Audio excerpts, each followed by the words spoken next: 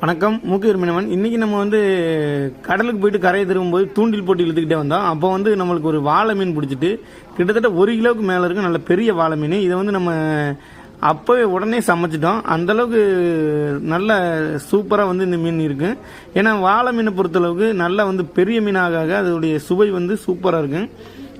இப்போ பாருங்கள், நம்ம அந்த மீனை எப்படி நம்ம தூண்டிலேருந்து நம்ம போட்டுக்குள்ளே தூக்குறோன்னு பாருங்கள்.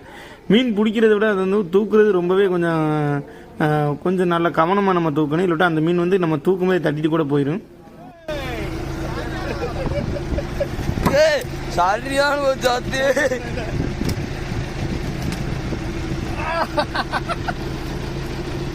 பிடிக்க முடியல.